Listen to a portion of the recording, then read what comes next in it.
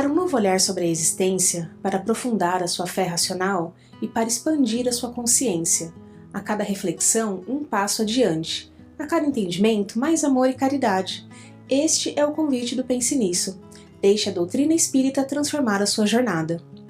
Se você gostar do nosso programa, curta e compartilha e nos siga em nossas redes sociais. Nós vamos tentar esclarecer hoje a questão da transição planetária, de que muitos falam. Nossos cumprimentos a você que está nos ouvindo, a todos que nos prestigiam em nosso momento, em nosso espaço Pense Nisso da Rádio Meimei. Agradecemos desde já a sua atenção e vamos voltar então à nossa questão fundamental, que é o mundo em transição, ou seja, a transição planetária, tão comentada no meio espírita, principalmente nesse passar de milênio, do século XX ao século XXI, ou seja, do segundo para o terceiro milênio. Atualmente nós estamos vivendo no terceiro milênio. A transição é o período pelo qual estamos passando. Transição é um período de crise, é um período de transformações. Transição é uma passagem para um outro mundo. E segundo a doutrina espírita, segundo Allan Kardec, para um mundo melhor do que o mundo que estamos vivendo. Nós estamos vivendo um mundo de provas e expiação, segundo a classificação de Kardec. Se melhorasse o nosso mundo, nós passaríamos para o mundo de regeneração. Então vamos mergulhar inicialmente um pouco na história, porque sem história, sem o passado, nós não conhecemos o presente. E sem conhecer o presente, não dá para a gente projetar o futuro. Por isso nós estudamos história, por isso temos que conhecer a história e temos que conhecer o que está acontecendo na atualidade. Heráclito de Éfeso, no século V a.C., viveu na Grécia. Ele, observando a natureza, especialmente o ser humano, elaborou uma explicação para o mundo, a partir da seguinte afirmação: nenhum homem pode banhar-se 2 vezes no mesmo rio, pois na segunda vez que ele entrar no rio, o rio já não será o mesmo, nem tampouco o homem será o mesmo. Tudo flui, nada permanece. Essa é a teoria de Heráclito. Ele estava enunciando assim o princípio da impermanência, e com isso passou a ser conhecido como o pai da dialética. A dialética é o caminho dos contraditórios para se chegar à verdade. Nem sempre a ordem natural das coisas, dos acontecimentos que ocorrem à nossa vista, parecem lógicos. Por exemplo, pela lógica, uma doença causada por um vírus deveria ser combatida por um produto que contivesse um antivírus, capaz de destruir a causa. No entanto, a vacina que serve para prevenir uma doença geralmente contém na sua composição elementos que causam aquela doença. Parece uma contradição, não é? E é. O mal é combatido pelo mal. Um ponto interessante da doutrina espírita é que entre os seus princípios básicos temos 2 leis que aparentemente se contradizem, que são a lei da conservação e a lei da destruição. Estão na 4ª parte do Livro dos Espíritos. O que quer dizer que na natureza uma lei complementa a outra. Enquanto uma destrói, a outra conserva, a outra constrói. Por isso dizemos que o Espiritismo é uma doutrina que utiliza a lógica dialética. Nos Evangelhos, nós vamos encontrar Jesus fazendo o mesmo, para combater o mal, ao afirmar: o escândalo é necessário, ou seja, o mal é necessário. Veja bem, o mal é necessário. E em seguida ele mesmo complementa dizendo: mas ai daquele porque o escândalo vier. Ou seja, ai daquele porque o mal vier. Ou então, quando ele disse: Ou visto que foi dito, olho por olho, dente por dente, eu porém vos digo, não resistais ao mal, mas se alguém vos ferir na face direita, apresentar-lhe também a outra, e se vos tirar a túnica, oferecer-lhe também a capa. Isso parece uma grande contradição, segundo o ponto de vista da lógica simples. Mas Jesus sabia o que estava falando. Nem sempre as coisas são tão diretas e as conclusões podem ser seguidas por essa lógica tão direta. A lógica dialética é uma lógica que ela coloca contradições uma diante da outra para explicar os fatos. Tudo está em constante transformação. Você sabe disso. Quanto mais você viveu, quanto maior a sua idade, mais você observou que tudo no mundo se transforma. Nada é parado. Tudo é dinâmico. O que queremos dizer com isso? Queremos dizer que, como afirmou Heráclito, tudo no mundo está em constante transformação. Uma bola colocada sobre uma superfície perfeitamente plana não se move. Não se move. Toda vez que você a colocar numa superfície inclinada, por menor que seja a inclinação, ela vai se deslocar da parte mais alta para a parte mais baixa. Não é assim que funciona? Nesse caso, houve movimento, houve transformação. É a lei da natureza. Embora possamos acreditar que não mudamos, a realidade é outra. Estamos mudando desde a nossa concepção. Passamos pela infância, pela juventude, pela maturidade, chegamos à velhice, e o nosso corpo muda. As nossas disposições mudam. Mudam as nossas ideias. É natural. Ninguém tem a verdade plena, completa, absoluta num determinado momento. Uma verdade hoje pode não ser uma verdade amanhã. Muda o nosso corpo, claro, não tem dúvida nenhuma, né? Muda as nossas disposições. E aquilo que à primeira vista pode parecer um mal, nesse processo de transformação constante pode ser um bem. É assim que se dá o que chamamos evolução. A evolução é um processo dinâmico de transformação constante. Cabe a nós perceber e colaborar para que as mudanças se deem de forma mais adequada possível. É assim que tudo caminha para o cumprimento da lei de Deus, da lei da natureza. Existe até um provérbio que diz: tudo muda, menos a lei da mudança. Na história da filosofia moderna surgiu um grande pensador alemão, que chegou a ser contemporâneo do professor Hippolyte Léon Denis Rivail, que ainda não era Allan Kardec. Ele chamava Georg Wilhelm Friedrich Hegel.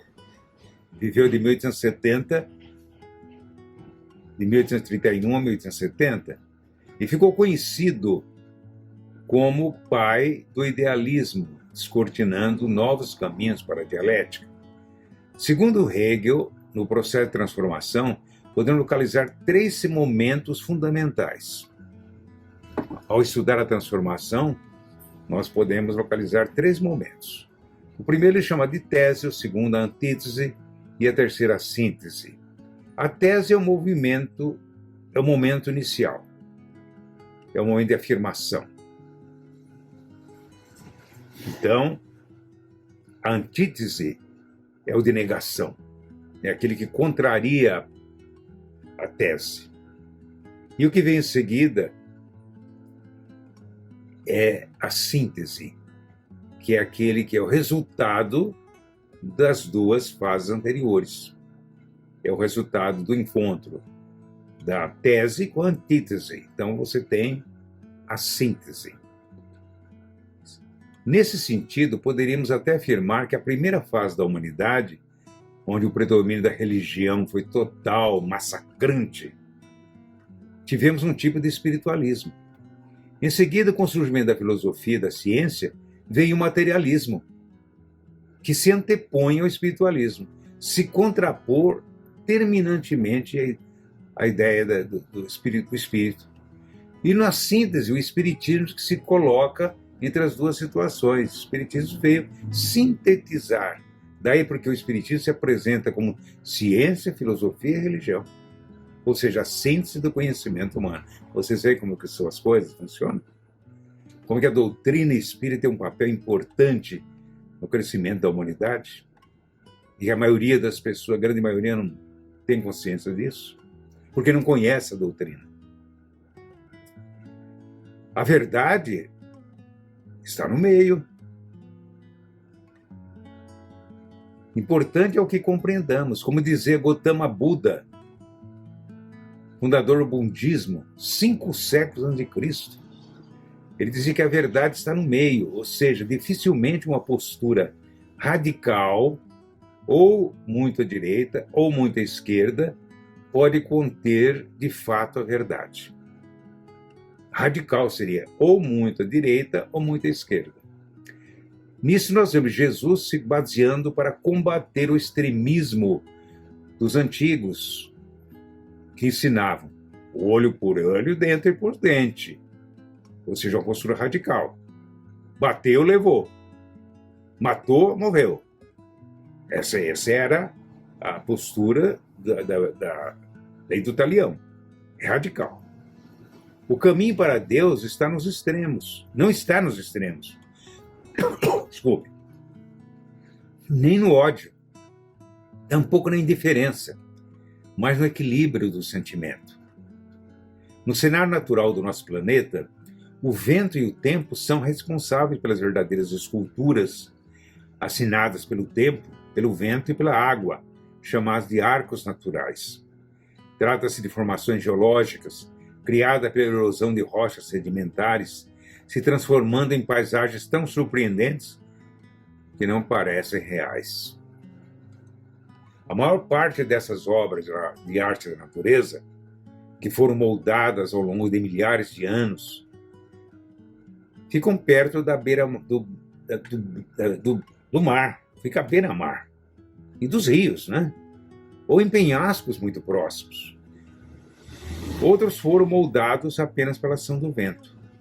Não importa onde estão, os arcos costumam ser os principais cartões postais de suas localidades e tornam as paisagens realmente monumentais. Evidentemente, caros amigos, não é só o mundo físico que se transforma.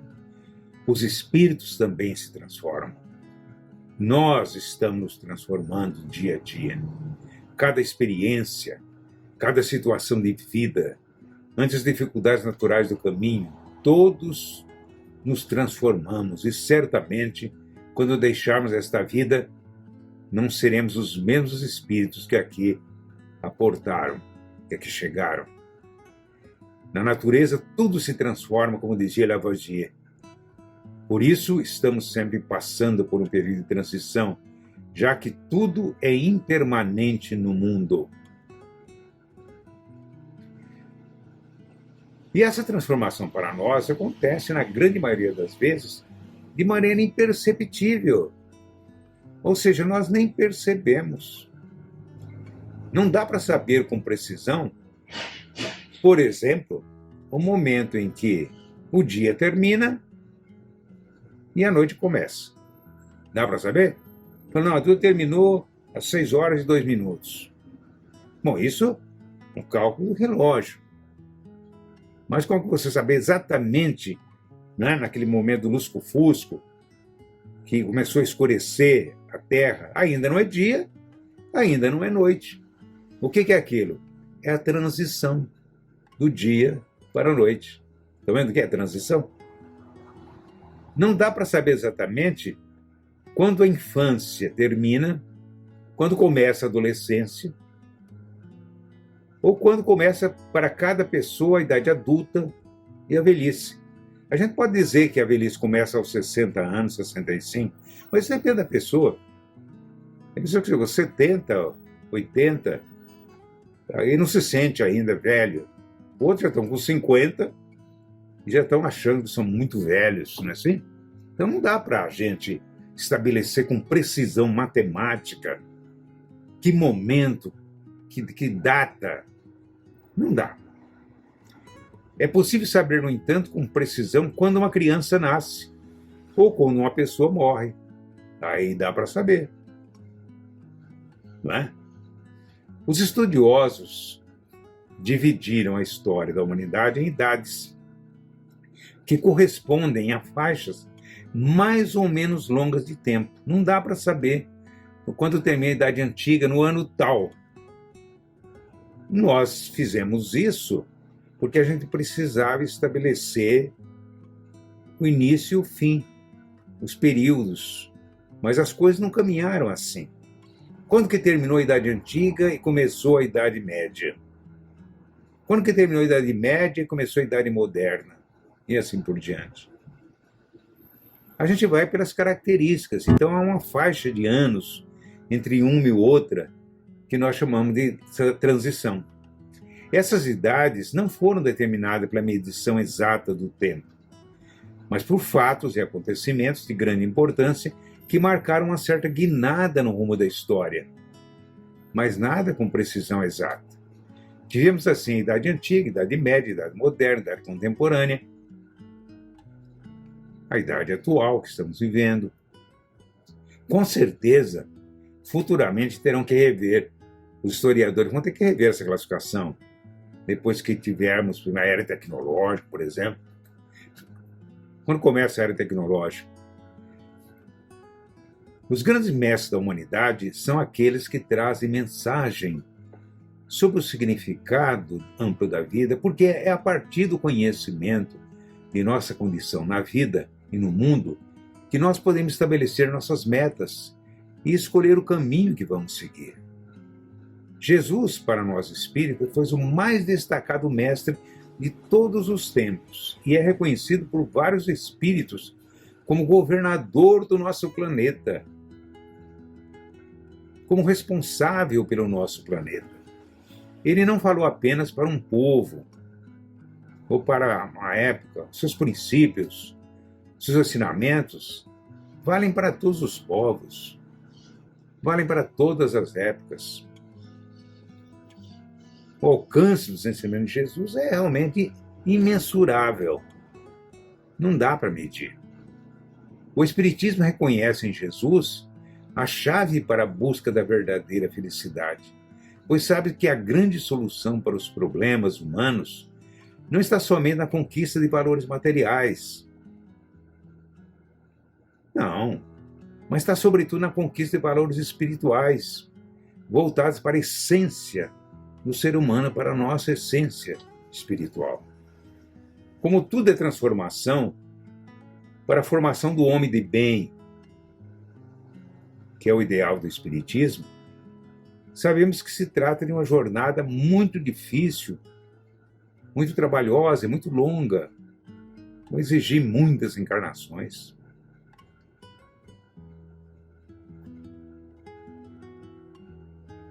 Quando existia uma grande expectativa do mundo, 50 ou 60 anos, ou 70 anos atrás, 80 anos atrás, especialmente entre os espíritas, quanto à chegada do terceiro milênio, pois se esperava que a partir do ano 2000, a Terra passasse a ser um mundo de regeneração. Na classificação de Kardec, perguntaram ao Chico: Chico, quando que vai operar a grande mudança na humanidade? Quando que nós vamos entrar na nova era? O que o Chico respondeu? Quando tivermos mais escolas gratuitas para todos, para as nossas crianças. Quando tiver mais trabalho para os nossos trabalhadores, mais justiça social para o povo, nós estaremos de fato entrando na nova era. O terceiro milênio, que começou em 2001, sem dúvida é promissor, mas talvez os progressos que estamos esperando venham acontecer daqui a 500, 700 anos, disse o Chico.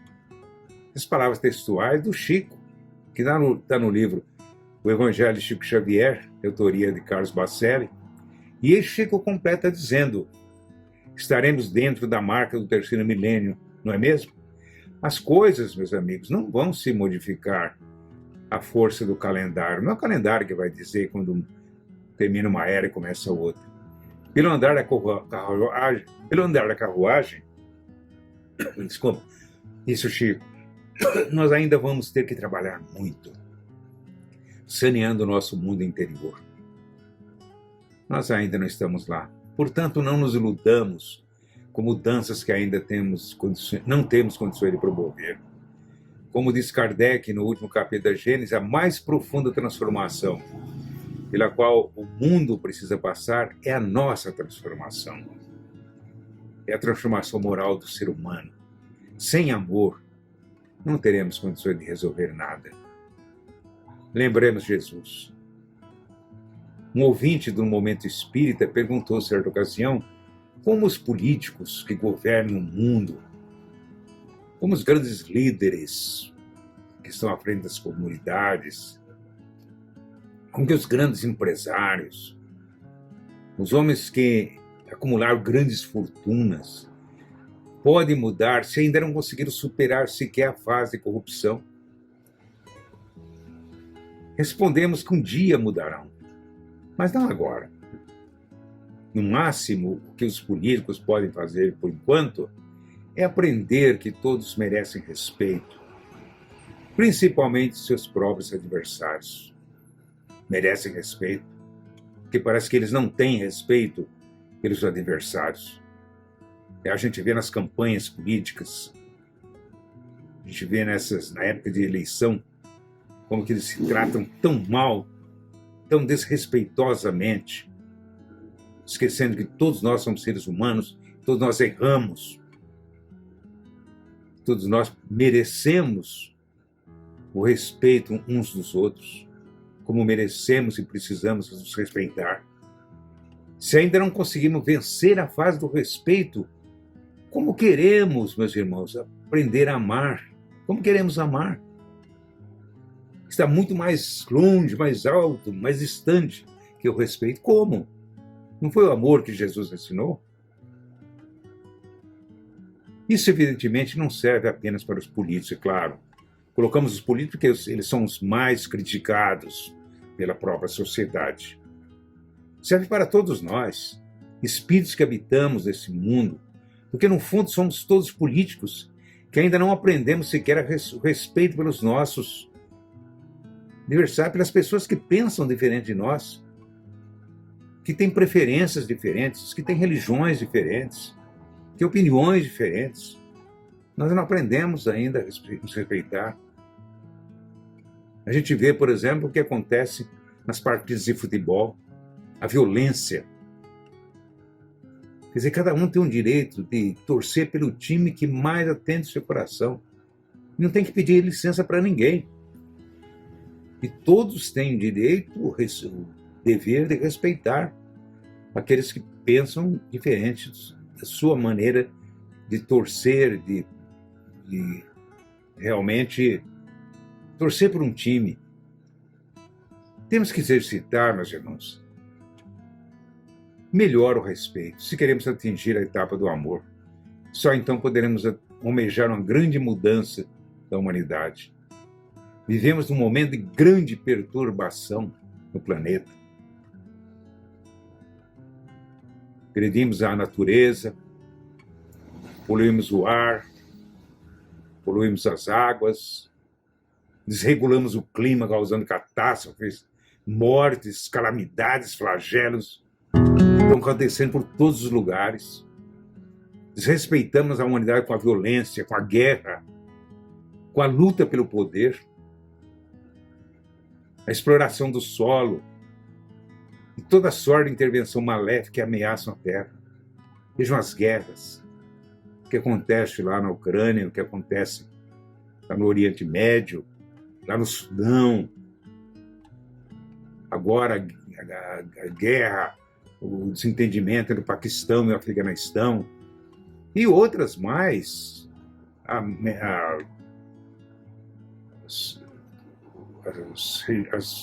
os países asiáticos, Vietnã do Norte, Vietnã do Sul, a China e Hong Kong, No livro Conduta Espírita, recebido pelo médium Paulo Vieira, temos algumas recomendações sobre a forma como devemos ver os fatos do momento. Diz o Espírito, André Luiz, em tempo algum empolgar-se por emoções desordenadas, ante as ocorrências que apaixonem a opinião pública, a opinião política, como delitos, catástrofes, epidemias, fenômenos geológicos ou outros. Acalmar-se, acalmar os outros. Não devemos levar para os outros pensamento e ideias perturbadoras. Devemos sempre ter um pensamento otimista quanto ao mundo, quanto aos problemas que a humanidade tem que resolver. Mas, ao mesmo tempo, agir contra tudo que possa comprometer a paz e o bem-estar da coletividade. Nas conversações, comentários sobre notícias edificantes, diz André Luiz, abster-se de sensacionalismo. A caridade emudece a palavra em desvario. Guardar atitudes ponderadas diante de acontecimentos considerados escandalosos, colocando a influência do bem sobre o assédio do mal. A palavra cruel aumenta a força do crime. Resguardar-se ao abrigo da prece em todos os trânsitos aflitivos da existência. As provações gravitam na esfera da justiça divina. E diz ainda André Luiz, aceitar nas maiores como nas menores decepções da vida humana, por mais estranhas ou desconcertantes que sejam, a manifestação dos desígnios superiores da vida, atuando em favor do aprimoramento moral. Deus não erra. Tudo é permitido porque tudo tem que acontecer. Ainda mesmo com sacrifício, entre acidentes inesperados que lhe foram as esperanças, jamais desistir da construção do bem, jamais perder a sua fé, jamais passar para os outros sentimentos de insegurança, de medo. Deus não quer isso. Deus quer que passamos paz, reconforto aos corações, sem medir diferenças religiosas. Todo mundo tem direito de escolher o seu caminho religioso. Todo mundo tem direito de ter fé e confiar e caminhar. Cada espírito possui conta própria na justiça perfeita, diz o André Luiz.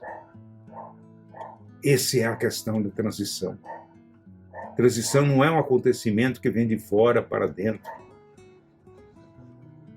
Não é um acontecimento que vai acontecer de forma externa, de maneira a nos intimidar com catástrofes só, com doenças. Isso não vai acontecer porque sempre aconteceu.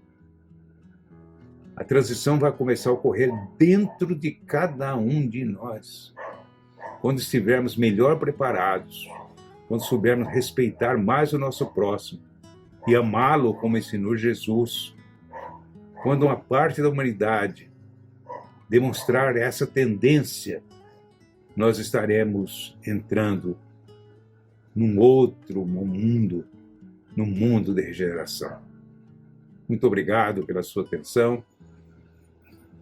Muito obrigado, desculpe pela paciência que lhe exigimos nesses poucos minutos e esperamos nos encontrar nesta semana, na outra semana e assim por diante, com o nosso espaço intitulado Pense Nisso. Deus os abençoe. Deus nos abençoe. Chegou a hora de encerrar mais um Pense Nisso com José Benevides Cavalcante. Em cada questão, uma resposta. Um novo tema te espera na próxima terça, às 9 da manhã.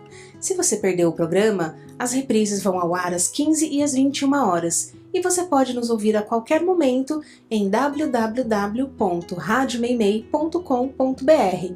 Se você gostou do nosso programa, curta, compartilha e nos siga em nossas redes sociais. Um grande abraço e até o próximo programa.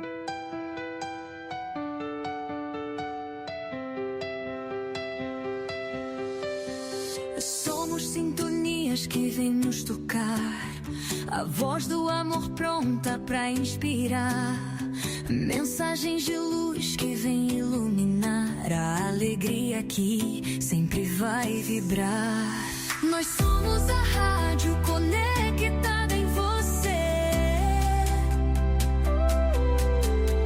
E vida ganha brilho pra quem quer saber.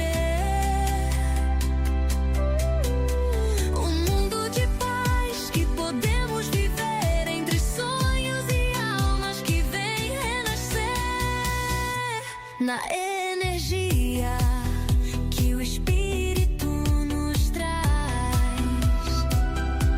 Caminhos se abrem onde há mais paz. Convivemos com o bem que vai somar a cada som que vem nos transformar. Participe com a gente, ouça o que há pra dar. Cada nota ecoa, faz o coração pulsar. Na Rádio Meimei, o amor vai espalhar. Um conteúdo puro